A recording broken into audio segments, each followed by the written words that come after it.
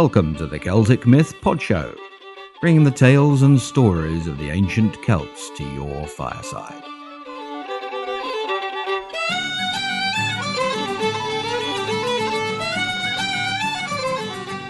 Episode 1, Gods in the Mist.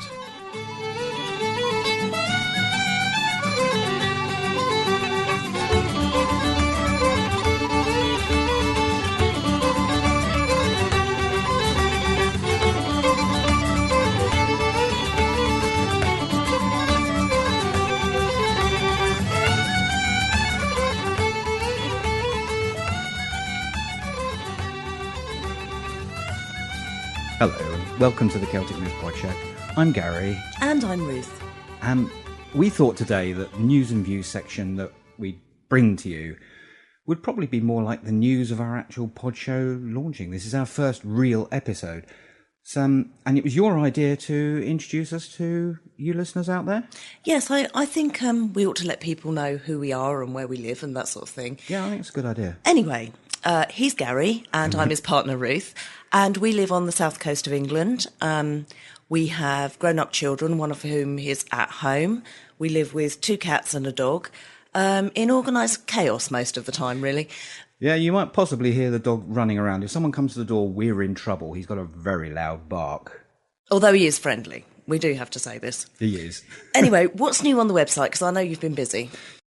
Yeah, I have. And I'm quite excited about the new things that are on the website. We've got this voice recorder function. It's kind of like a little widget thing on the bottom right hand corner of most of the pages. And if you've got a microphone connected to your computer, then all you've got to do is click on the record button on this widget, talk to us, and we'll get your voice feedback. And we can include it in a later program. That's actually quite a good idea. Guys, give us some feedback. Come and tell us what you think about us, whether you like what we're doing, if you don't like what we're doing, or any ideas you might have. And use the voice recorder. I'd like to see how that works, actually. So if somebody's brave enough to record their voice, please do, and we can play it back on one of the podcasts. The other thing you could do, if you fancy it, is to send us an email and attach an MP3 that you've recorded at home to it, and we can hear that one as well. Yeah. Also, we've got the forums on the site, and of course, there's email. So do contact us, and we will definitely get back to you. Smashing. Moving on then, let's get to today's story. We start our stories at the beginning of the Irish Mythological Cycle, as we've said before, and we're going to start with the Book of Invasions, the Lebogabala. And we're starting at the point where the Irish gods enter Ireland, the Children of Danu. So here we go.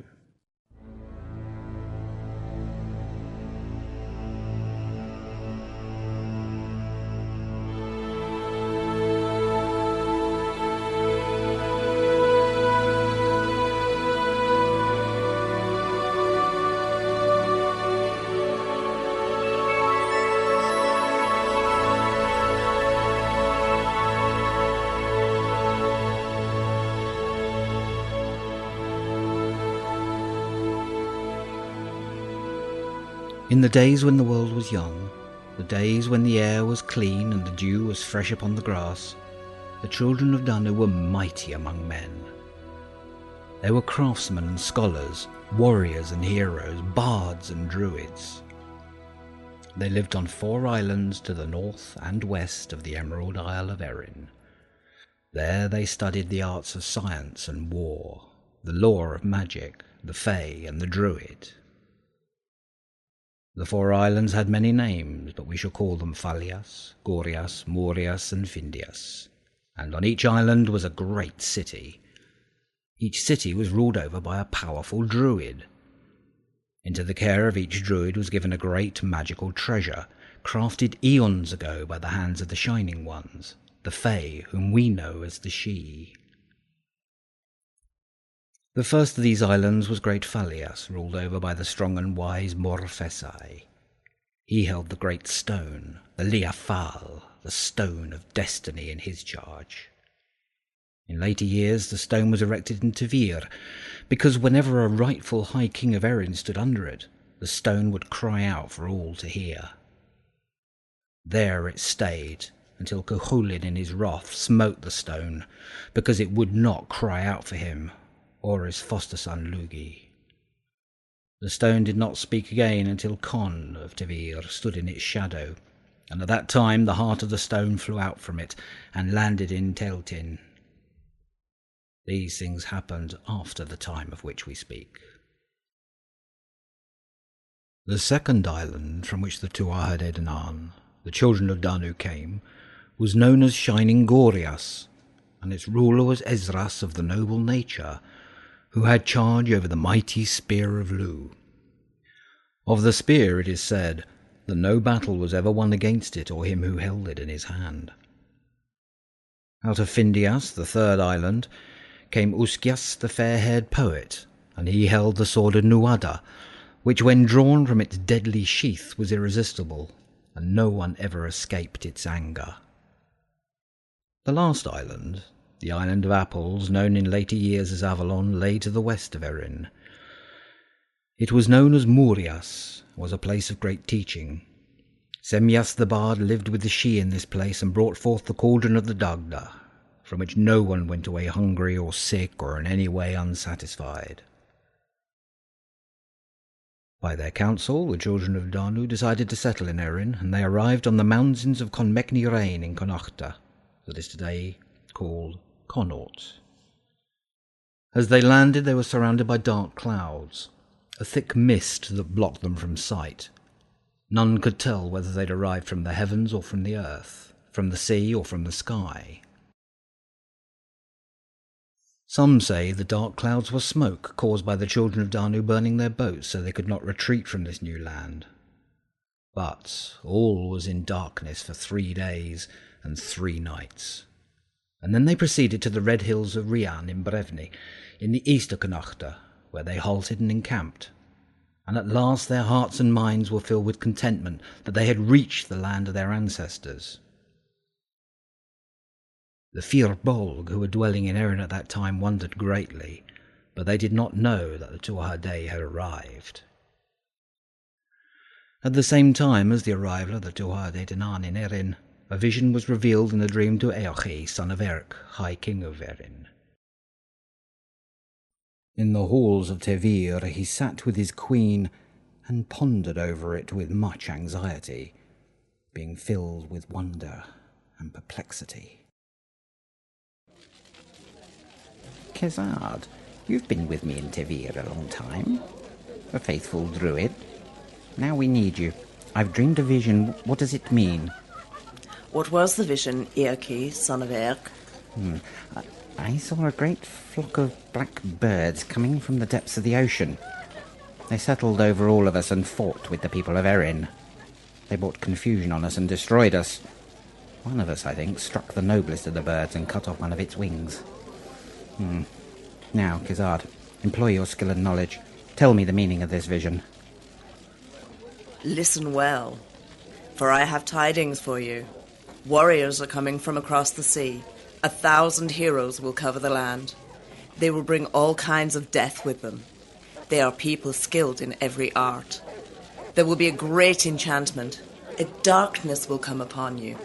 They will be victorious in every way. This is grim. It sounds like a prophecy of the coming to Erin of enemies from far distant countries. It was not long after that the messengers arrived at the court of the king in Temair. They told him that a new race of people had come into Erin, but whether from the earth or the skies or on the wind was not known, and that they had settled themselves at Rein. This race was the most handsome and delightful company, the fairest of form, the most distinguished in their equipment and apparel, with great skill in music and playing, the most gifted in mind and temperament that ever came to Erin. They were also the bravest and inspired the most horror and fear and dread, for the Tuatha De excelled all the peoples of the world in their proficiency in every art.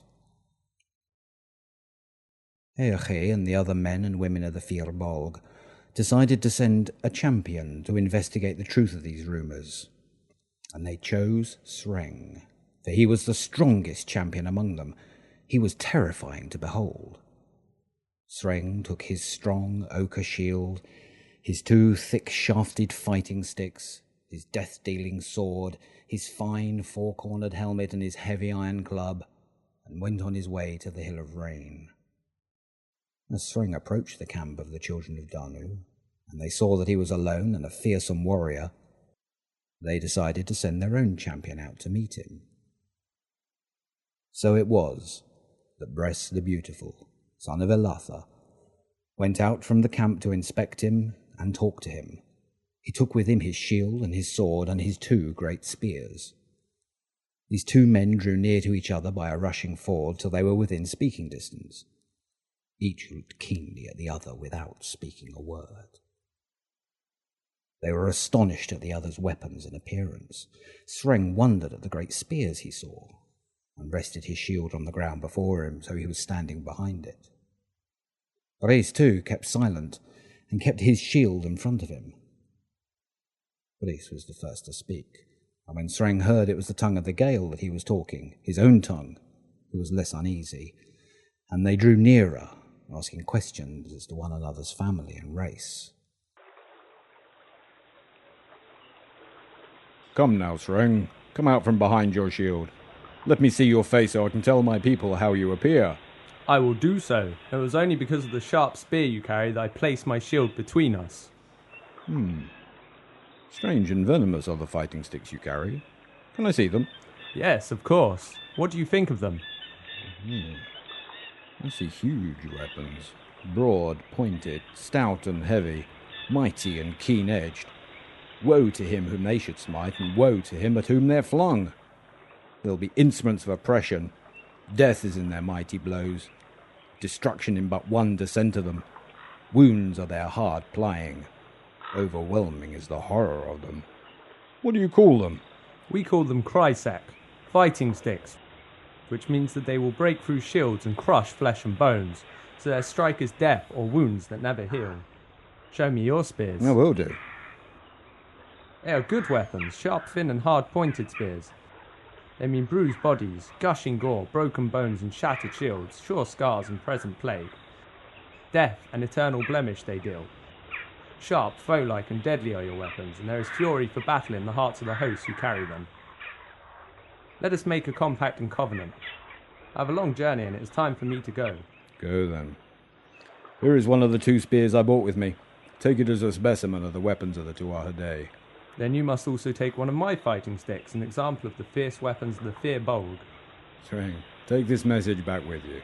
Tell the Fir Bolg they must give my people either battle or live in peace in half of Erin. On my word, I should prefer to give you half of Erin than to face your weapons.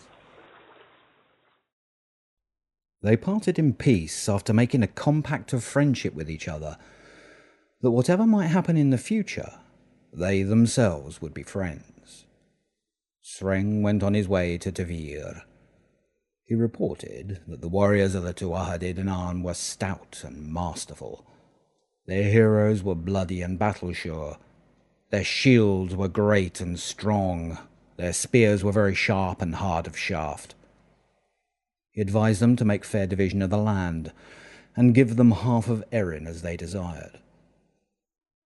The hearts of the Fir Bolg were hard and greedy, and after Eochaid and the men and women of his tribe consulted together, they refused to grant that request. For once the children of Danu were ensconced in one half, then surely they would want the other half of the land. Boris reached his camp, and was asked for a description of the man he had gone to see, and of his weapons. He told them that he was a big, powerful, fierce man, with vast, wonderful weapons, truculent and hardy as well, without awe or fear of any man. And then he showed them the heavy fighting stick, and they thought it likely there would soon be a battle. The Tuatha De said to each other, "Let's not stay here, but go to the west of Erin, to some strong place, and there let us face whoever comes."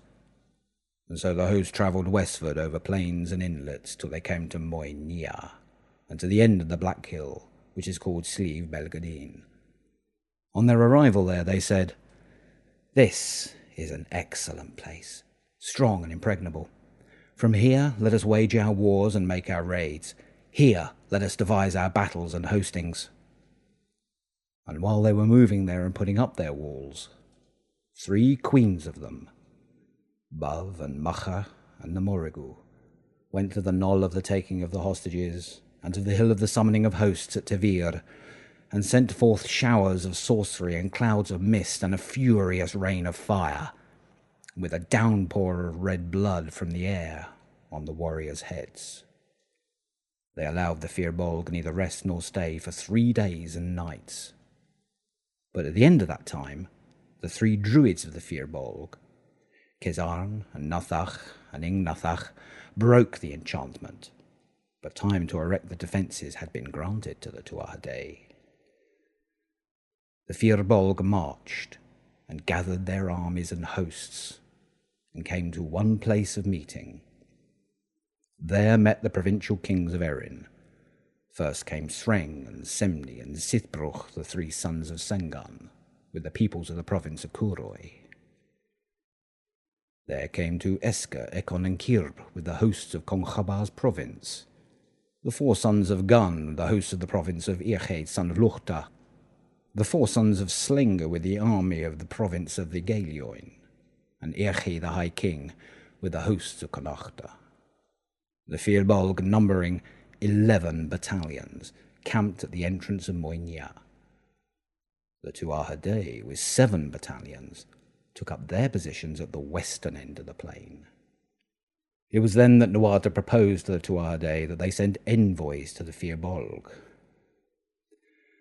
They must surrender the half of Erin, and we shall divide the land between us.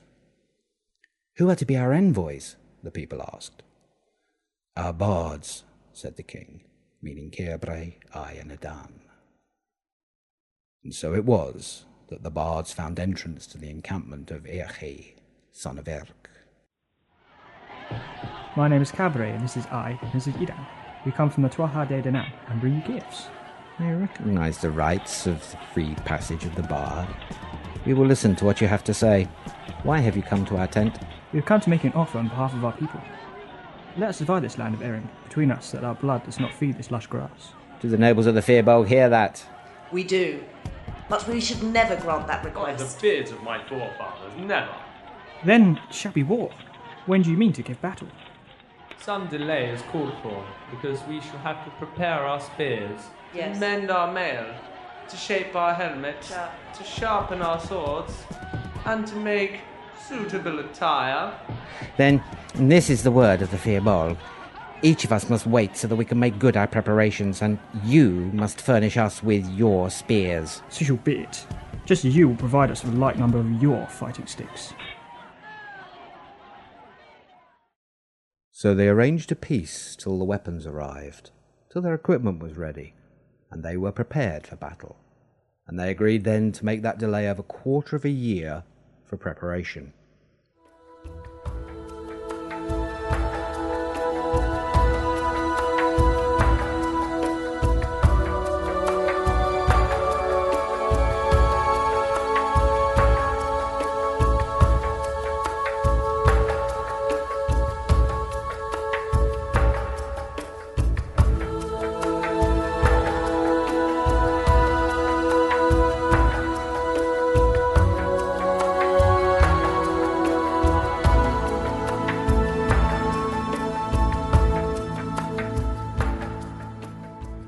Coming up in the next episode, let battle commence. The trials of the champions are followed by the hosts of the Fir Bolg and the Tuatha De Danaan meeting in deadly combat. Nuada, the High King and the Children of Danu, loses something very precious, and Brice and Eirchi come face to face. We're coming to the end of the podcast, but before we go, we'd like to play you a promo. You know something? This podcast has a really tight sound. I wonder if they read Expert Podcasting Practices for Dummies written by T. Morris, Evo Terra, and Ryan Williams. Something tells me they did. Oh, who am I? Yeah, I'm T. Morris. This is what we call the shameless plug. Cool, ain't it? We've played this promo as a big thank you to T. Morris, who with Evo Terra wrote Podcasting for Dummies.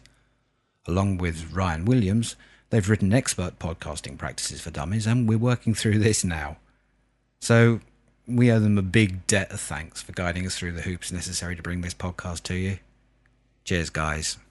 And until next time, Slán go bhfuil.